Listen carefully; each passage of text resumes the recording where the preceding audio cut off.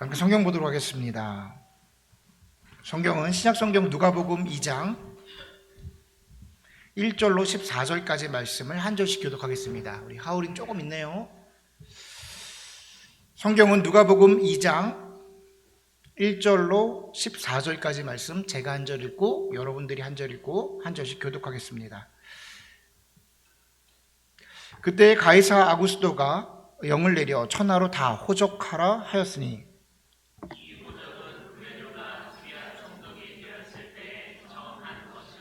모든 사람이 호적하러 각각 고향으로 돌아가매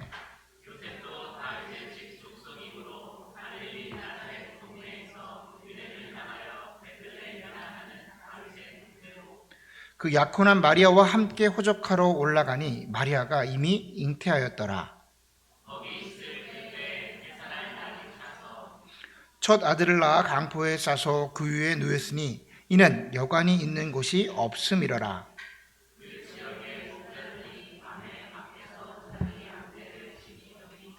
주의 사자가 곁에 서고 주의 영광이 그들을 두루 비추매 크게 무서워하는지라.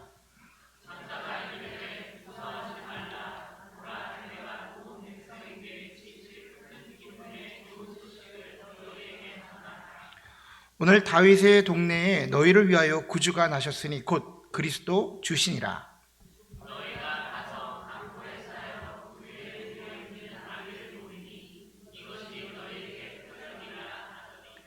호련히 수많은 천군이 그 천사와 함께 하나님을 찬양하며 이르되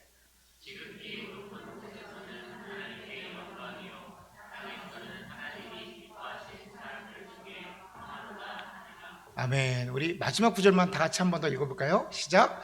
지극히 높은 곳에서는 하나님께 영광이요 땅에서는 하나님이 기뻐하신 사람들 중에 평화로다 하니라. 아멘. 아멘. 오늘 저와 여러분이 나눌 말씀의 제목은 기쁘다 구주 오셨네 라는 제목으로 말씀 나누도록 하겠습니다.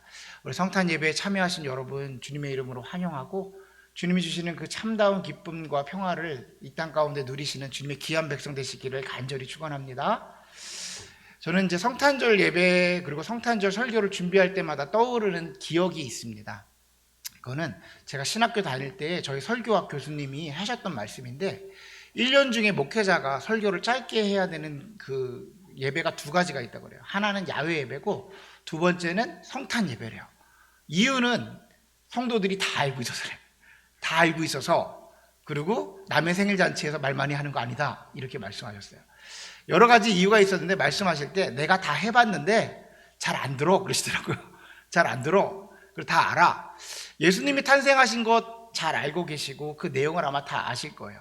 그런데 설교학 교수님께서 그렇게 말씀하신 진짜 이유가 하나 있습니다. 뭐냐면 성탄절 설교가 성탄주일 설교가 어렵습니다. 어려워요. 그래서 짧게 해라고 말씀하셨던 것 같아요. 저는 오늘 그 약속을 한번 지켜보려고 합니다. 우리 끝나고 뭐 성탄 이제 행사도 있고 아이들과 함께하는 시간도 있는데 제가 그렇지만 짧지만 우리가 한번 생각해 봐야 하는 이때에 한번 생각해 봐야 하는 말씀을 준비했어요. 한 주간 동안 어떤 말씀을 설명해야 되나 전해드려야 되나 고민하다가 제가 묵상했던 것은 기쁘다 구주 오셨네였어요. 기쁘다 구주 오셨네. 이 말씀은 두 가지 문장으로 되어 있습니다. 기쁘다와 구주 오셨네요. 그래서 팩트 체크가 좀 필요합니다. 첫 번째는 구주가 오셨는가요? 구주가 오셨는가? 자, 예수님이 이 땅에 태어나신 것은 탄생하신 것은 부인할 수가 없는 사실입니다. 정확하게 그분께서 언제 태어났는지는 알 수는 없습니다. 많은 분들이 12월 25일이 예수님의 생일로 알고 있는데 사실은 그렇지는 않습니다. 이쯤 언저리에 태어나셨다고 해요. 그래서 다른 정교회에서는 1월 8일 날 성탄절을 즐기는 교회도 있고 성탄절 자체를 기념하지 않는 교회도 굉장히 많습니다. 그럼 왜 12월 25일이 되었느냐? 당시에 초대교회 때에 로마가 이제 예수님을 받아들이고 국교가 됐습니다. 그때에 언제 예배를 드렸냐면 토요일 날 예배를 드린 게 아니라 주일 날 예배를 드렸어요. 예수 그리스도의 부활을 기념해서 썬데이에 드렸는데 이 썬데이는 원래 어떤 날이냐면 로마의 그 신이었던 그 태양신이었던 그 썬데이에 제사를 지내던 날이 썬데이였어요. 근데 기독교인들은 그럴 필요가 없습니다. 그냥 그날 우리가 예배 드릴게. 왜? 어차피 그런 태양신 같은 건 존재하지 않거든. 그냥 우리가 그날 쓸게. 어차피 사람들이 제일 많이 모이는 날이잖아. 그 예수님이 부활하신 날이니 그때 우리가 예배를 드릴게 해서 썬데이에 예배를 드리게 된 거예요. 그리고 나서 12월 25일은 무슨 날이었냐면 그 태양신이 태어난 날입니다. 태양신이 만들어졌던 날이 12월 25일이에요. 그래서 기독교인들이 그날 그냥 우리가 쓸게. 예수님이 언저리 태어나신 것 같은데 그때 우리가 그냥 예수님 기념하는 날로 쓸게 해서 12월 25일이 된 거예요. 그러니까 오늘 뭐 25일이 딱 돌아오는 날 그 날짜에 딱 집중하실 필요는 없습니다. 중요한 건 태어나신 날은 정확하게 알지 못한다 하더라도 그분이 태어난 거를 부인할 수는 없습니다. 역사가 그렇습니다. 우리가 연도를 나눌 때 뭐 BC랑 AD로 나누잖아요. 그러니까 비포 크라이스트잖아요. 그 후로 그 나라를 날짜를 정하는 것 자체가 바로 예수님의 탄생의 기준인 거예요. 아, 세상에 이런 사람이 어디 있습니까? 역사적으로. 그리고 많은 사람들이 예수님이 태어났냐 안 태어났냐를 얘기할 때 수많은 사람들이 그 역사를 갖고 얘기하는데 그 역사 자체가 영어로 뭐죠? 히스토리입니다. 히스토리가 영어로 뭐예요? 히스토리예요. 그의 이야기입니다. 우리의 역사 자체가 다 예수님의 이야기인 거예요. 그러니까 역사의 기준점이요, 역사의 중심이요, 그 모든 스토리가 다 예수님의 이야기임을 부인할 수가 없는 거죠. 예수님은 분명히 태어나셨습니다. 역사가 말하고 사람들이 말하고 결코 부인할 수가 없어요. 중요한 건 그분이 구주이신가, 메시아인가, 그리스도인이신가, 크라이스트인가가 중요한 거죠. 근데 이거는 받아들이는 사람의 입장입니다. 주님은 분명 우리를 향해서 구주로 오셨습니다. 메시아입니다. 그리스도이셨어요. 근데 그걸 받아들인 사람에게는 구주가 될 것이고 그렇지 않은 분들에게는 역사의 무슨 성인이었나 봐, 나와 상관없는 성인이었나 봐 치부할 수도 있습니다.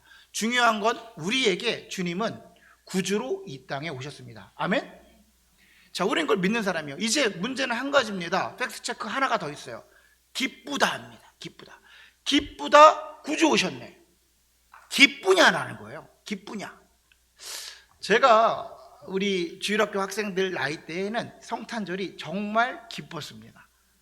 그때는 뭐 옛날 얘기일 수 있지만 새벽 성도하고 모여서 이제 밤새 크리스마스 이브에 우리 성도님 집에 찾아가서 노래도 부르고 그러면 과자도 주시고, 그때 그 과자가 귀했거든요. 그러면 그 밤에 새벽에 모여서 신문지를 깔아놓고 학생회실에 과자 파티 같은 걸 하는 거예요. 다 모아놓고 밤새 먹고, 그리고 성탄절이 되면 선물도 줍니다.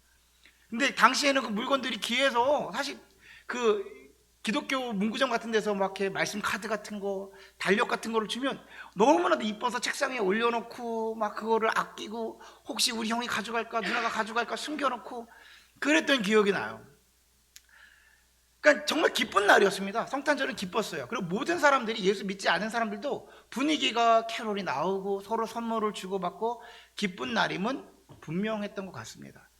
제가 이런 생각을 했어요. 기쁘다 구주 오셨네 해서 우리 자녀들이, 그리고 지금 여러분이 우리가 그만큼 그때만큼 기쁠까? 여러분 성탄절 기뻐요? 나만큼 기쁠까?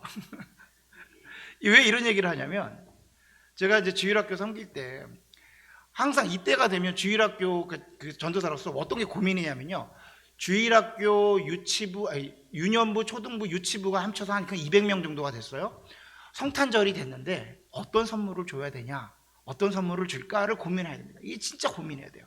그래서 버젯이 얼마냐 그러면 1인당 한 5,000원씩 쓸 수 있습니다. 근데 이 5,000원이 돈이요, 100명, 200명에게 주니까 100만 원이 되는 거예요. 주일학교 예산으로 100만 원을 하루에 쓰는 건 사실은 큰 교회지만 적은 건 아닙니다. 성도들이 낸 귀한 헌금이잖아요.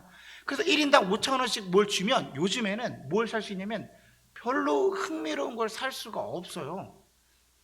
참 그렇게 됐습니다. 그래서 나름대로 이쁜 거, 나름대로 필요한 거, 필통 같은 거, 연필 같은 걸 주면 어떤 일이 벌어지냐면 아이들이 교회에다 놓고 가요. 참 안타깝지만 그게 모르고 놀다가 놓고 가는 게 아니라 필요 없어서 놓고 갑니다. 귀한 헌금이지만 아이들이 그렇다고 막 몇만 원씩 줄 수는 없잖아요, 교회가. 그러니까 놓고 가는 거예요.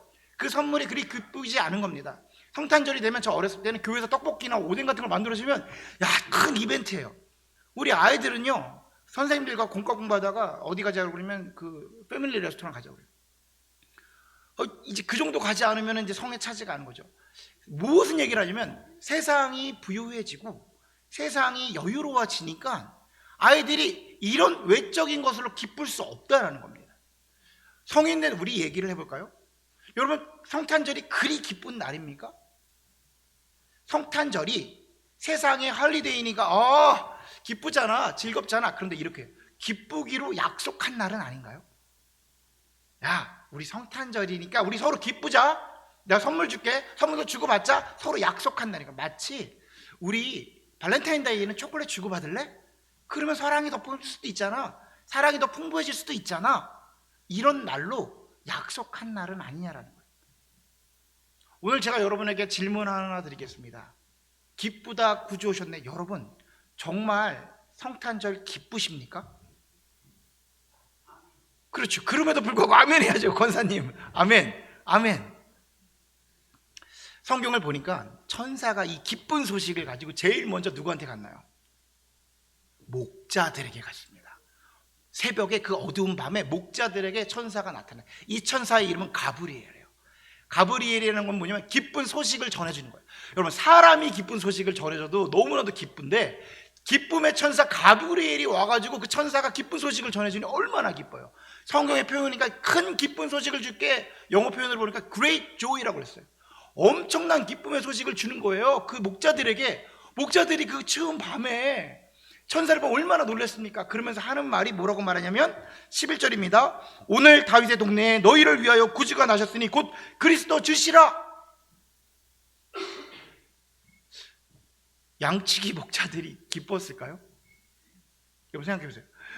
얼마나 기대를 했어. 막 천사가 막 날개를 쫙 펴고 영광광이 나타나서 하는 말이 이겁니다. 너희들이 기쁜 소식을 줄게. 예수님이 태어났어. 여러분 기쁘십니까? 여러분이 목자라고 생각해보세요. 엄청난 기쁨일까요? 이스라엘에서, 예루살렘에서 목자는 어떤 사람들이냐면 가장 하층민입니다. 가장 빈민이고 보잘것 없는 사람이었어요. 문헌에 보면, 기록을 보면 이들은 목자 신분을 가진 사람들은, 목자들은 그 성전에 들어가서 예배를 드리지 못하는 사람이라고. 왜냐하면 똥을 치우고 양털을 치우고 그 몸이 부정한 것이 많이 묻었다라고 생각을 해서 그렇게 하층민으로 취급했어요. 근데 참 웃기지 않습니까? 이스라엘 백성들은 그 태생부터가 유목민이었어요. 양치는 사람입니다. 믿음의 조상 아브라함은 양치는 사람이었고요, 그의 자녀들 다 아브라함이었고 그의 다윗 왕도 양치는 목자였어요. 그런데 당시 예수님이 태어날 때의 목자는 사람들이 멀리하고 밤에 양을 쳐야 되고 밤 사이에 가장 할 것 없는 사람들에게 시키는 게 목자들이었어요.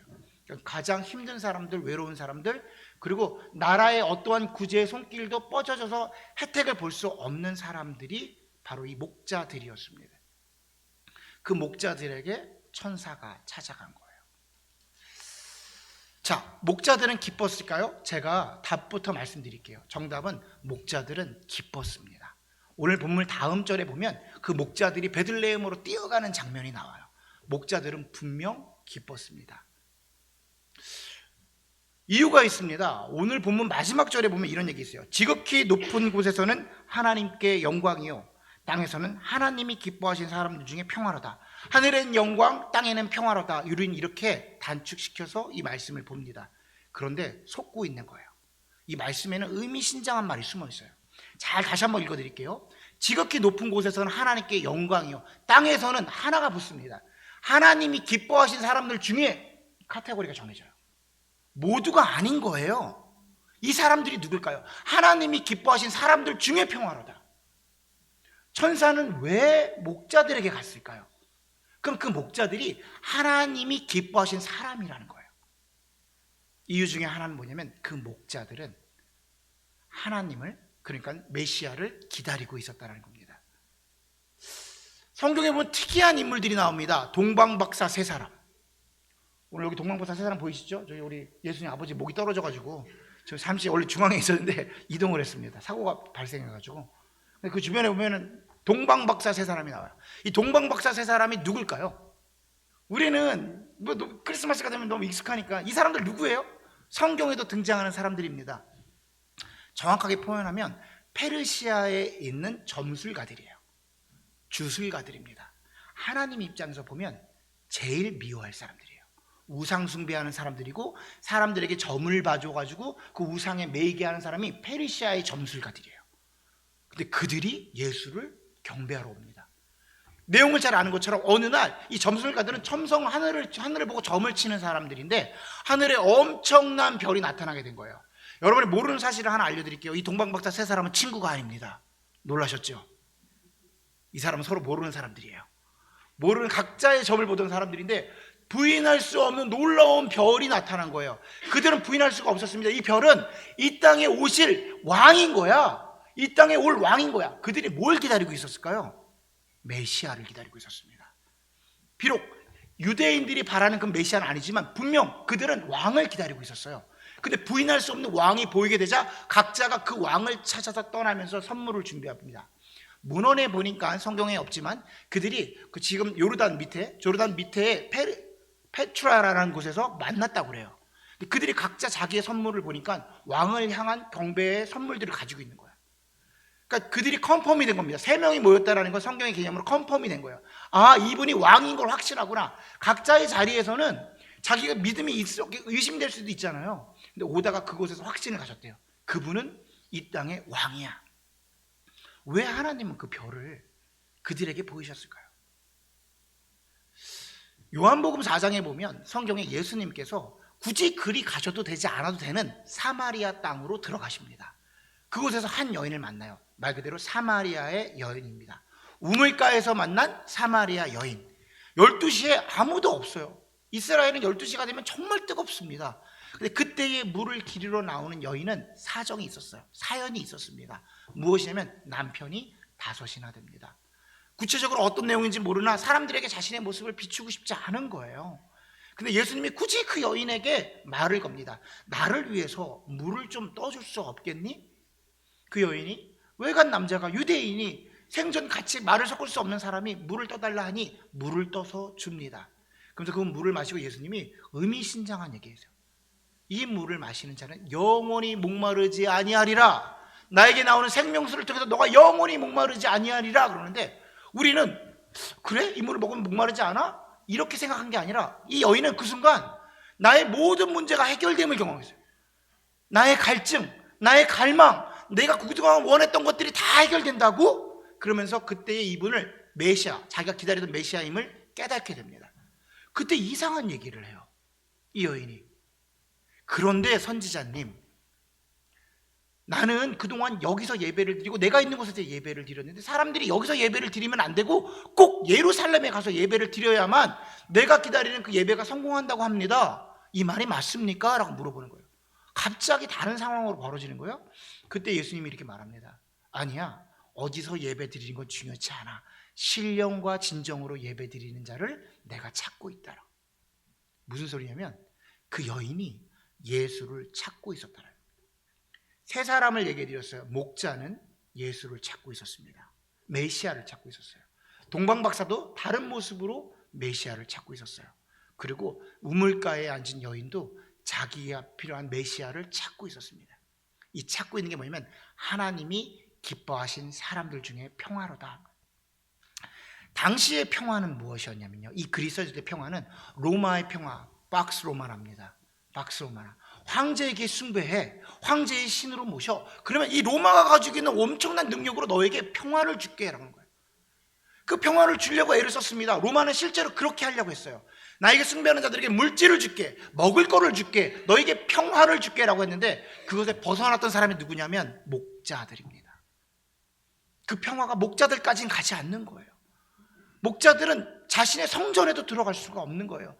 그러나 이 밤에, 이 새벽에 목자들은 양을 쳐야지만 겨우겨우 먹고 살아가는 거예요. 그 마음속에 목자들이 모여서 무슨 생각을 했을까요? 메시아가 오신다면 이 모든 문제가 사라진대. 메시아가 진정 오신다면 우리의 진짜 궁극적인 문제가 사라진대. 우리가 메시아를 기다려야 돼. 메시아니즘이 꽉 차 있을 때, 그때 천사들은 그 찾고 있는 사람들에게 나타나신 겁니다. 여러분, 지난주에 말씀드린 것처럼 지금 미국은 박스 아메리카나입니다. 우리가 시키는 대로 해. 이 그레이트 아메리카 안에만 들어와 있어. 너에게 시민권을 줄게. 그것만 갖고 있으면 내가 끝까지 너희들을 인도할 거야. 평화를 줄 거야. 너에게 엄청나게 기쁨을 줄 거야. 박스 아메리카나입니다. 전 세계에서 이 미국에 들어오고 싶어서 안달이 났습니다. 담을 넘습니다. 목숨 걸고 그 밭을 건너서 옵니다. 잡혀가고 또 미국을 들어오려고 애를 씁니다. 왜냐하면 박스 아메리카라니까, 평화를 줄 거니까. 근데 이 미국은 어떻죠? 그 살기 좋다는 캘리포니아에서 자신들이 갖고 있는 노숙자들도 해결하지 못하는 나라입니다. 미국에서 지난 20년간 중산층이 무너지는, 뱅크럽 되는 가장 큰 원인 중에 하나가 뭔지 아십니까? 의료 문제를 해결하지 못하, 갑자기 발생한 병을 해결하지 못하면 병원 가서 20만 불 30만 불 내고 뱅크럽 되는 거예요. 멀쩡하게 회사를 다니는 사람이 갑자기 내 안에 복막염이 생겼어, 맹장이 터졌어, 갑자기 너무 어이없지 않습니까? 그 가벼운 것에 사람들이 무너져 나가는 거예요. 박스 아메리카나가 그럴 수 있습니까? 시키는 대로만 하고 그 공부를 하고 그렇게 잘하기만 하면 너에게 평화를 줄 건데. 저는 이 세상을 살아가면서 우리에게, 자, 여러분이 다시 한번 질문 드리는 건, 우리가 지금 예수로 기쁩니까? 를 물어보고 싶은 거예요. 기쁘다 구주 오셨는데 그 구주가 오셔서 지금 내가 기쁩니까? 그 성탄절을 물어봐야 되는 거예요. 그러려면 내 안에 진정한 갈망이 있어야 됩니다. 세상이 해결해 주지 못하는 이 문제에 대한 갈망이 있어야 돼요. 여러분 각자 지금 다 모두가 문제가 있습니다. 부유한 자나 그리고 가난한 자나 건강한 자나 그리고 나약한 자나 모두가 문제를 가지고, 인생은 그래요. 모두가 문제를 가지고 있습니다. 근데 이 문제가 어느 한순간 해결됐다고 칩시다. 내가 질병이 있었는데 신약이 개발돼서 문제가 해결됐어. 내 금전적인 어려움이 있었는데 어떤 귀인을 만나서 그분이 돈을 해결해 줬어. 인생 그럴 수 있잖아요. 해결됐습니다. 그러면 정말 우리의 문제는 해결되나요? 여러분 아닐 겁니다. 왜냐하면 지금 나의 스테이지의 문제가 이미 해결된 사람이 있는데 그 사람도 다른 문제를 가지고 있어요. 다른 모습의 문제를 가지고 있어요. 자, 그 어린 양 목자들에게 천사가 와가지고 금은 보화를 줬다고 칩시다. 그럼 그들의 문제가 해결되나요? 그들은 핍박받았습니다. 상처를 갖고 있습니다. 엄청나게 사람들에게 모멸감을 가졌던 사람들이에요. 그 상처가 해결될까요? 지금 우리가 가지고 있는 스트레스가 있다면, 회사를 다니며 아이를 기르며 각자의 영역에서 여러 가지 스트레스가 있다면 그 스트레스는 우리 마음 가운데 해결되지 못하는 문제일 확률이 높습니다. 저는 이때에 예수 그리스도의 태어나심이 우리의 기쁨의 영역, 그분이 나의 위로자가 되었으면 좋겠어요. 위로자를 기다리셨으면 좋겠습니다. 예수님이 여러 모습이 있는데 오늘 성탄전에 여러분에게 보여드리고 싶은 모습은 나의 위로자가 되신 예수님. 사마리아 여인이 간절히 갈망하는 마음에 예수를 기다렸습니다. 그리고 나서 그 예수님을 만난 곳에 너무 기뻐서 주변 사람들에게 구주가 오셨으니, 메시아가 왔으니 와서 만나보라고 소리를 지릅니다. 여러분, 이 여인의 문제가 해결된 게 뭐가 있죠? 해결된 거 아무것도 없습니다. 전후사정 달라진 거 하나도 없습니다. 그런데 그 순간 예수를 만나고 위로를 받았어요. 상처가 회복됐습니다. 그 마음에 진정한 기쁨, great joy가 들어온 거예요. 참 기쁨이 들어온 겁니다. 어마어마한 기쁨이 들어온 거예요. 왜냐? 메시아를 만났으니까. 어린 목자들에게 세상 사람들의 손가락질하고 아무도 관심 갖지 않고 성전에도 들어오지 못하게 하는 그 소외된 사람들에게 천사가 와서 위로를 줍니다. 너희를 위해, 분명히 아주 강력하게 너희를 위해 메시아가 이 땅에 태어났다는. 그리고 나서 오늘 본문에 나오지 않지만 그 소식을 듣자마자 베들레헴으로 양들을 뒤로하고 달려갑니다. 위로자이신 예수님을 만나게 됩니다. 여러분이 정말로 기뻤으면 좋겠습니다. 기쁘다 구주 오셨네라 했을 때 나의 위로자를 만나, 나의 구원자를 만나, 오늘도 나와 함께 하셔서 나의 외적인 문제와 상관없이 나에게 진정한 평안을 줄 수 있는 그 메시아를 만나 내가 기뻤으면 좋겠습니다. 여러분 오늘 다시 한번 우리 이따가 기쁘다 구주 오셨네 찬양을 부를 때 나의 기쁨이 고백됐으면 좋겠어요. 세상의 캐롤이 아니라, 세상에 들었던 캐롤이 아니라 주님으로 내가 이 순간 기쁩니다. 왜냐하면 세상의 나라의 평화가 아니라 하나님 나라의 그 평화가 내 안에 있어서, 하나님이 기뻐하신 사람들 중에 평화라면 제가 주님을 기다리기에 주님 나의 구주가 되셨습니다 고백할 수 있는 저와 여러분이 되기를 간절히 소원합니다. 아멘. 아멘. 제가 간단하게 기도하고 행사를 진행하도록 하겠습니다. 사랑의 하나님 감사합니다. 주님 이 땅에 태어나시고 우리의 구주가 되시고 이 땅의 모든 일들을 감당하심을 고백합니다. 중요한 것은 그 주님을 내가 기다리고 있는가입니다. 세상의 기쁨에 취해, 세상의 메시지에 취해 이렇게 하면 평화를 줄게, 평안하다 평안하다 우리의 길을 속이고 있는 세상의 음성에 속아 그냥 세상이 만들어준 길을 성실하게 열심히 땀을 흘리며 살고 있는 것은 아닙니까? 주님, 세상이 줄 수 없는 평안, 주님은 분명 세상에 줄 수 없는 평안을 내게 주노라라고 말씀하셨습니다. 이 땅에 태어나시고 그 모든 죄악을 승리하신 주님, 그 주님께서 주시는 참다운 평안을 사모하는 주님이 기뻐하시는 사람들 되기를 소원합니다.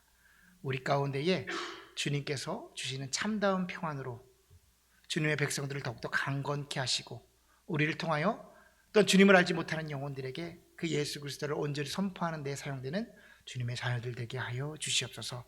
계속되는 예배를 통하여서 주님, 우리 아이들의 찬양과 연극과 그 모든 것을 통하여 주님 영광 받아 주시옵소서. 살아계신 예수님의 이름으로 기도드렸습니다. 아멘.